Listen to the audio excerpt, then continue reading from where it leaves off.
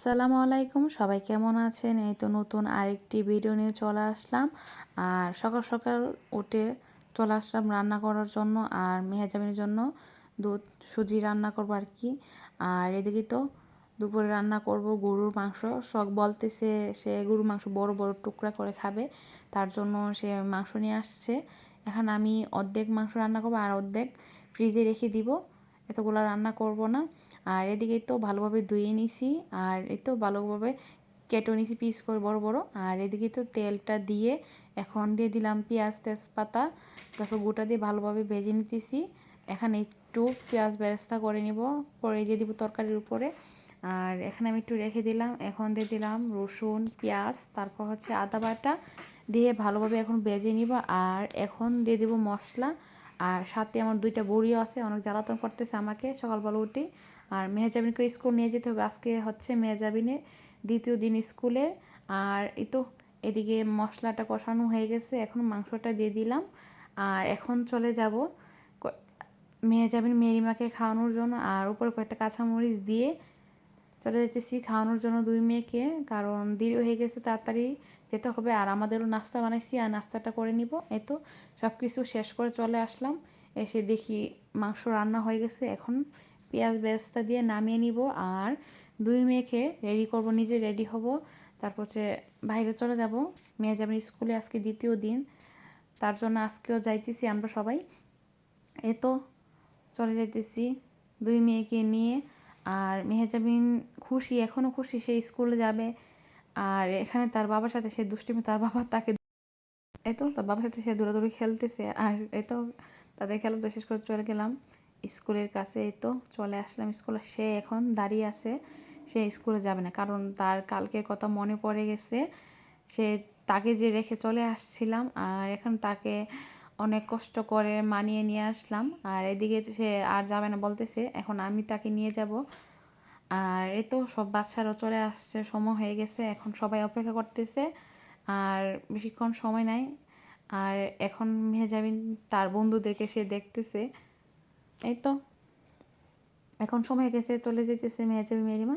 আর তার বাবা প্রথম নিয়ে যাবে, আর আমি পরে যাব।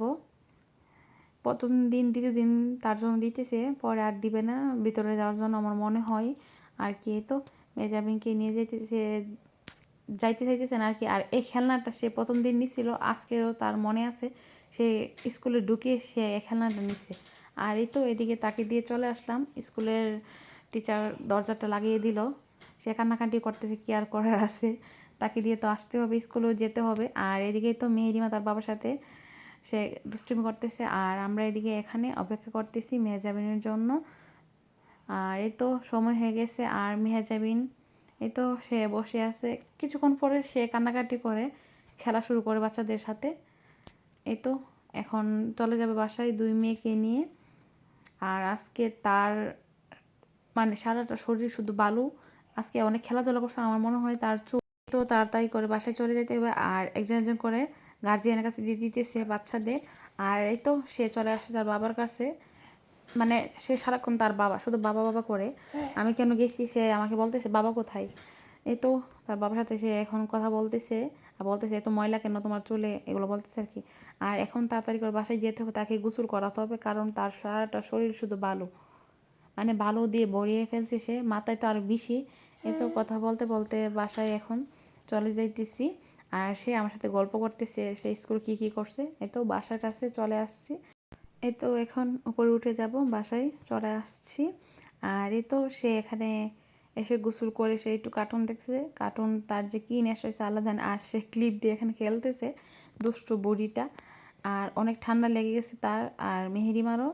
এই তো দুই মেয়েকে ঘুম পাড়িয়ে চলে আসলাম জামাইবো খাওয়ার জন্য। এই তো আজকে শুধু একটা তরকারি রান্না করছি, বেশি একটা তরকারি রান্না আর তরকারিটা খেতে অনেক মজা হয়েছে মাশাল্লাহ। এই তো খাওয়া শেষ করে সব কিছু ধুয়ে চলে যাব রুমে, আর আমি একটু গিয়ে ঘুমাবো, দুই মেয়ে ঘুমিয়েছে, আর কি করার আছে। এই তো বিকেল হয়ে গেছে, চলে আসলাম আজকে একটু ফুচকা খাওয়ার জন্য, অনেক মনে হচ্ছে, অনেক দিন পর ফুচকা খাইতেছি। এই তো এখানে অনেকগুলো ফুচকা ফুলে গেছে, আবার অনেকগুলো ফুলছে না। আর এই তো এদিকে আলু ভর্তাটা রেডি করে নিয়েছি, টক, তারপর হচ্ছে সালাদ, ডিম।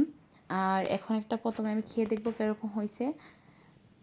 কিন্তু এদিকে আমি এখন বানিয়ে দিয়েছি, প্রথম দিয়ে দিলাম আলুটা, তারপর হচ্ছে শসা আর ডিম। এখন টকটা দিয়ে একটু খাবো, খেতে আসলে অনেক মজা হয়েছে। আর এদিকে তো অনেকগুলো ফুচকা সবগুলো বানিয়ে নিয়েছিলাম, এখন খাবো।